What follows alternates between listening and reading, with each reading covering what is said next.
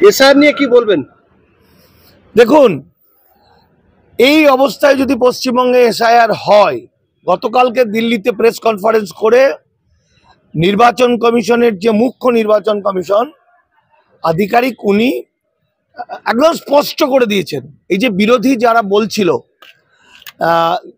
বিহারে যে 65 লক্ষ মানুষের ভোটার তালিকা থেকে নাম বাদ যাওয়া, এই বিষয় নিয়ে যখন গোটা ভারতবর্ষ তোলপাড়, তখন তিনি কাউন্টার করে একটা প্রেস কনফারেন্স করেছেন কালকে। এখন ঘটনা হচ্ছে, তিনি কিন্তু একই কথা বলেছেন, তিনি নিজের কথা একটাও বলছেন না। তিনি বলছেন আমরা সংবিধান অনুযায়ী করব। তিনি বলছেন সংবিধানের 326 নম্বর ধারা অনুযায়ী করব।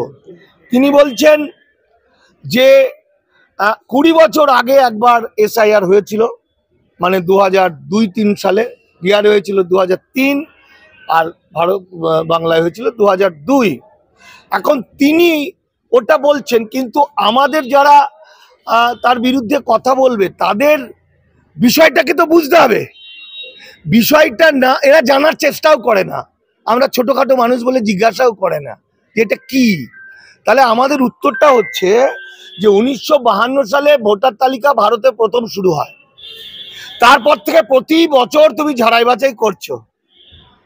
আজকে প্রতি বছর ঝাড়াই বাছাই করতে করতে করতে করতে 1995 সালে যে লোকটা অবৈধ অনুপ্রবেশকারী হয়ে ভারতে ঢুকলো, 90 সালে ঢুকলো, 2000 সালে ঢুকলো, 75 সালে ঢুকলো, 80 সালে ঢুকলো, সেই লোকটা পাসপোর্ট ভিসা না নিয়ে ভারতে ঢুকে, কাঁটাতার পেরিয়ে ভারতে ঢুকে, এবং সেটাকে কি করলো, সে টাকা দিয়ে ভোটার কার্ড কিনে নিয়ে 2002 এর ভোটার তালিকায় নাম তুলে নিল। তাহলে আইনের চোখে কি তারা নাগরিক হলো? নয়তো। তাহলে তোমরা কোথায় ছিলে এতদিন? তাহলে আজকে 1952 পর থেকে লাগাতার আমাদের মাইনে খেয়েছো, গিলেছো, আমাদের মাইনে ট্যাক্সের টাকা গিলে এতদিন ধরে তো তোমরা মানুষগুলোকে, বেনাগরিক গুলোকে তুমি ভোটার তালিকায় নাম তুলেছো। তাহলে যত সরকার এর মধ্যে হয়েছে, সমস্ত সরকারটাই বেনাগরিকের ভোটের সরকার। মূল গল্প হচ্ছে, যতক্ষণ না পর্যন্ত পশ্চিমবঙ্গে সংবিধানের বা ভারতবর্ষের সংবিধানের নাগরিকত্ব বিষয়ের 5 নম্বর এবং 6 নম্বর আর্টিকেল, 5-এর খ, 6-এর বি, সি, এইগুলো সংশোধন না করতে পারবে, যতক্ষণ না 1952 সালের পাসপোর্ট অ্যাক্ট, ফরেনার্স অ্যাক্ট সংশোধন করতে পারবে, ততক্ষণ পশ্চিমবঙ্গে এসআইআর হতে পারে না, পারে না, পারে না, পারে না। পৃথিবীর কোন শক্তি যদি করে, জোর করে করে, তাহলে বাঙালি এবং বাংলা ধ্বংস হয়ে যাবে, কেউ আটকাতে পারবে না, নাথিং। কারণ দেশভাগে বলি হওয়া যে সমস্ত মানুষ, তথাকথিত কমিউনিস্ট পার্টি 1945 সালে আনন্দবাজার পত্রিকার একটা রিপোর্ট থেকে দেখা যাচ্ছে 1945 সালে তৎকালীন সময়ের কমিউনিস্ট পার্টি মানে সিপিআই এর সেক্রেটারি পিসি যোশী লিখছেন, আমরা বাংলা ভাগ চাই, ভারত ভাগ চাই, এবং বলছেন মালদা, মুর্শিদাবাদ, নদিয়া পাকিস্তানের মধ্যে ঢুকে যাক। এবং চালাকি করে সংবিধান প্রকাশ, ওরা যেহেতু বাংলা ভাগের পক্ষে ছিল, জ্যোতি বসু বাংলা ভাগের পক্ষে সই করেছিল, চালাকি করে আগে চলে এলো বাবুরা, বর্ণ হিন্দু, পয়সাওয়ালা, জমিদারের বাচ্চা, জোরদারের বাচ্চা, তারা আগে টুকুস করে চলে এসে এইখানে মুসলমানদের জমি দখল ফকল করে এখানে কলোনি বানিয়ে নিল। এরা নাগরিক হয়ে গেল, ভালো করে বোঝো, এরা কিন্তু আইনের নাগরিক। 1946 সালে এলো 12 লাখ, 46 এলো 4,90,000, 50 সালে এলো 12 লাখ, 17 লাখ মানুষ এসে তারা নেতা হলো, এমএলএ হলো, এমপি হলো, মন্ত্রী হলো, তারা এসডিও, বিডিও ওসব হয়ে গেল। হয়ে গিয়ে তারা বলে দিল আর কেউ ঢুকতে পাবে না। অর্থাৎ সংবিধান প্রকাশের পরে এমন কিছু আইন করে দিল, ম্যাক্সিমাম 99% মানুষ অবৈধ অনুপ্রবেশকারী। মানে 1951 সালে, 52 সালে আইন করলো, পাসপোর্ট ভিসা ছাড়া যে ঢুকবে তার 3 বছর জেল, 6 মাস ফাইন, আর 3 বছর জেল, 50,000 টাকা ফাইন। বোঝা গেল? আসাম এক্সপালশন অ্যাক্ট করে দিল 1950, যে ঢুকেছে সে যদি অবৈধ পথে ঢোকে তাকে একদম গ্রেপ্তার করে তাড়িয়ে দাও। ফলে এই আইনগুলো যদি সংশোধন না হয় তাহলে পশ্চিমবঙ্গে এসআইআর মানে শেষ, বাঙালি জাতি শেষ। তার কারণ সিএএ মানে হচ্ছে যারা অবৈধ অনুপ্রবেশকারী তারা যখন নিজেদেরকে বৈধ শরণার্থী প্রমাণ করবে একটা প্রক্রিয়ায়, বৈধ হয়ে গেল, তারপর তার জন্য সিএএ নাগরিকত্ব নেওয়া। আর এসআইআর হলো অনলি ফর নাগরিকদের, অনলি ফর ভারতের আইনগত যারা নাগরিক। অর্থাৎ আমার বাংলার যে দেশভাগে বলি বোকা মানুষ, তারা মনে করবে 11টা ডকুমেন্টের মধ্যে তো আমার 11টাই আছে, কে বলবে আমার 9টা আছে, কে বললে আমার 10টা আছে। আরে ভাই, যেটাই জমা দেবে ধরা পড়ে যাবে। কারণ নাগরিক না হয়ে যখনই সে ভোটার কার্ড, প্যান কার্ড, আধার কার্ড করবে, যখনই পাসপোর্ট করবে, সেটাই তো অবৈধ। অর্থাৎ টেকনিকটা হলো এই, আগে আসামে কি করেছিল, কোটি কোটি মানুষকে লাইনে দাঁড় করিয়ে দিয়েছিল এনআরসির, আর এখানে ওই হাজার হাজার লাখ লাখ মানুষকে বিএলওকে বাড়িতে বাড়িতে পাঠিয়ে দিচ্ছে। পার্থক্য এটা, বাড়িতে বাড়িতে যাচ্ছে, এবার বাড়ি থেকে কাগজটা নেবে, কাগজটা নেওয়ার পর ওইখানে যে টুকুস করে দেবে 2002 ভোটার লিস্ট দিল, সারাক করে ওয়েবসাইটে 1952 বেরিয়ে আসবে। বোঝা গেল, এসআইআর অনলি ফর নাগরিকদের জন্য। আবার বাঙালিকে বলছি, কান পেতে শুনুন, এসআইআর অনলি বৈধ নাগরিকদের জন্য।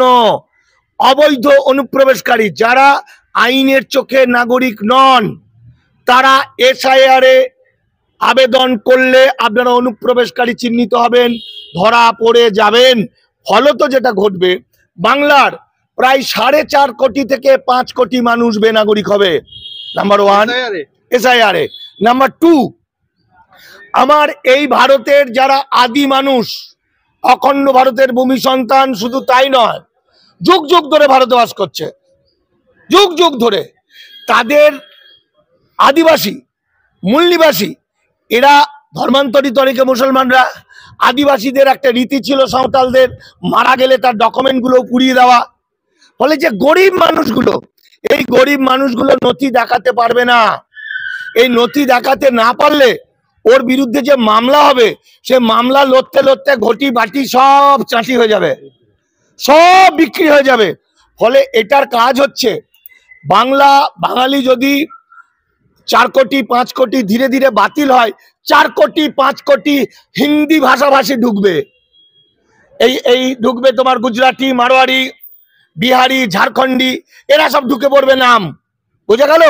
আজকে প্রত্যেকটা অফিসে অফিসে হচ্ছে হিন্দি ভাষাভাষী ঢুকে গেছে, তারা বাংলা ভাষাকে ঘৃণা করছে, বাংলা ভাষায় কথা বললে তাকে মারধর করছে। এখন ওদের স্বপ্ন, ওদের ইচ্ছা, ওরা হচ্ছে বাঙালিদের কৃতদাস করবে। এর মধ্যে পিছনে আছে সাম্রাজ্যবাদী আদানি আম্বানির মতো আরো দেশ বিদেশের কর্পোরেট পুঁজি আছে, মারোয়ারি, গুজরাটি কর্পোরেট পুঁজি। ওদের কিচ্ছু হবে না, ওরা পিস পিস করে বাঙালিকে খাবে। তাই বলছি, ওইসব পার্টি পলিটিক্স আপনারা যা করবেন করুন, কিন্তু একত্রিত হন বাংলা এবং বাঙালিকে বাঁচাতে। এত বড় ভয়ঙ্কর ইতিহাসে কখনো বাঙালিতে আসেনি বাংলায়। ফলে কে অবৈধ হয়ে যাবে বুঝতে পারবে না।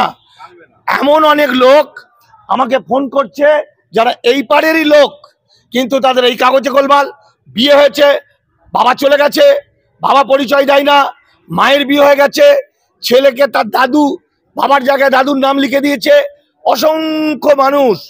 ফলত আমি বারবার বলতে চাইছি, আবার শুনুন, সিএএ নিয়ে আমরা দামাল বাংলা প্রথম সচেতন করেছিলাম।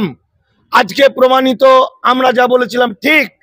আজও বলছি, এসআইআর শুধু ভারতীয়দের, অনলি ফর ভারতীয়। নওশাদ সিদ্দিকীকে আমি বলবো, তোমরা টিম তৈরি করো, লেখাপড়া জানা মুসলমান ছেলে মেয়ে, একটা বিএলওর পিছনে 2টো ছেলে যাবে। আদিবাসী এলাকায় একটা আদিবাসীর ঘরে বিএলও যাবে, 2টো লোক করে লোক যাবে, দেখবে কি কি কাগজপত্র ঠিক নিচ্ছে কিনা, সেটা জেরক্স করে নিজের কাছে রাখবে। ফুটানি ঘুঁচে যাবে। ওই যে ভোটের, এই যে এখন এমন কায়দা করেছে, একদিকে এসআইআর অস্তিত্ব, এই অস্তিত্বর পিছনে এদিকে ভোট, মানুষ vote vote vote vote vote vote করবে। আর ওদিকে কিন্তু উমিদ পোর্টাল চালু হয়ে গেছে। উমিদ পোর্টাল আজকে 1.5 মাস হয়ে গেল। 6 মাসের মধ্যে আপনার মাজার, মক্তব, মাদ্রাসা, গোরস্থানের একদম প্রপার ডকুমেন্ট, রেজিস্ট্রেশন পেপার, দলিল, দস্তাবেজ একটাও জমা পড়েনি। 6 মাস পেরিয়ে যাবে, গভর্নমেন্টের হয়ে যাবে। তো পলিটিক্যাল নেতাগুলোকে দড়ি দিয়ে বাঁধো, বেঁধে বলো শালারা তোদের ক্ষমতা আছে। মানিক ফকিরা বললে কেউ শোনে না, সুরের বাচ্চা বলে তোমরা তো ভগবান। তা তোমরা এই সত্যিগুলো বলছো না কেন? দাঁত কেলানো হয়েছে নেতাগুলোর। কোনো নেতা কাউকে বলছে না, কোনো নেতা কাউকে বলছে না। এক অশিক্ষিত, আর এক হচ্ছে ইচ্ছা করে আরএসএস বিজেপির দালাল। উমিদ পোর্টালের মধ্য দিয়ে মুসলমানদের সব নিয়ে নেবে, তার কাজ চলছে।